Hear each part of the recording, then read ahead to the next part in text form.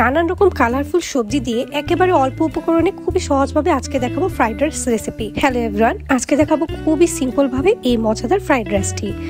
আর এই ফ্রাইড রাইসে কিন্তু আমি শীতের নানান রকম সবজি দিয়েছি, যেগুলো খুব সহজেই হাতের কাছে আপনারা পেয়ে যাবেন, কারণ এখন কিন্তু নানান রকম সবজি পাওয়া যায়। চলুন দেখে নিই। এখানে আমি গাজরটা প্রথমে ভালো মতো ছিলে গ্রেট করে নিয়েছি, বরবটিগুলো ছোট ছোট করে কেটে নিয়েছি। এখানে আছে টমেটো, ক্যাপসিকাম, কাঁচামরিচ, পেঁয়াজ কুচি আর রয়েছে বাঁধাকপি কুচি।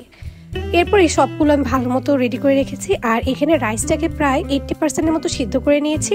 70 to 80% সিদ্ধ করে ভালো মতো স্ট্রেনারে ঝরিয়ে রেখেছি। এখন একটি প্যানে 1 টেবিল চামচ তেল দিয়ে তাতে 2টা ডিম ভালো মতো এরকম ফেটিয়ে স্ক্রাম্বল করে নিচ্ছি।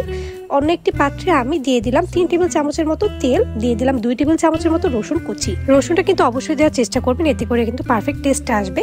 হালকা একটু ভেজে এখানে আমি পেঁয়াজ কিউব করে কেটে ভালো মতো খুলে নিয়েছিলাম, সেটা দিয়ে দিলাম।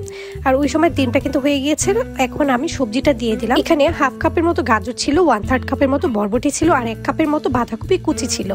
এগুলো আমি ভালো মতো একটু তেলের সাথে ভেজে নিচ্ছি। খুব ভালো মতো একটু ভাজা হলেই কিন্তু আমি এখানে দিয়ে দেবো প্রায় অনেকটা কাঁচামরিচ, একটু মাঝখান থেকে ছিঁড়ে নিয়েছি। দিয়ে দেবো এরকম লম্বা করে কেটে রাখা একটা ক্যাপসিকামের হাফ। এখানে আমার 4 কাপের মতো রাইস রয়েছে। এরপর আমি রাইসটা দিয়ে উপর থেকে লবণ দিয়ে দিলাম স্বাদ মতো, দিয়ে দেবো সয়া সস। এরপর এখানে দিয়ে দেবো হালকা একটু চিনি, তারপর আমার স্ক্র্যাম্বল করে রাখা ডিমটা, তারপর দিয়ে দেবো টমেটোগুলো। দেখুন দেখতে কত কালারফুল লাগছে। এরপর সবকিছু মিক্স করে নিচ্ছি একেবারে সিম্পল উপকরণে, আর একেবারে অল্প কিছু মশলা বা সস দিয়ে আমি কিন্তু এই ফ্রাইড রাইসটা আজকে রান্না করেছি। এটি খেতে কিন্তু অনেক বেশি মজার, একেবারে রেস্টুরেন্টের থেকে কিন্তু কোনো অংশে কম না। তবে আরও ইনগ্রিডিয়েন্টস দিলে আরও বেশি মজা হয়। আমার একটি প্রফেশনাল রাইসের রেসিপি কিন্তু আমার চ্যানেলে রয়েছে, আপনারা চাইলে দেখে নিতে পারেন। আর এই ফ্রাইড রাইসটা একেবারে অল্প উপকরণে দেখিয়েছি, যখন মন চায় হুটহাট করে যাতে রান্না করা যায়। কেমন লাগলো অবশ্যই আমাকে ভিডিওটি জানাবেন। আর পাশে কিন্তু আরও 2টা আইটেমও ছিল, চাইলে এগুলো রেসিপিও শেয়ার করবো। ধন্যবাদ সবাইকে।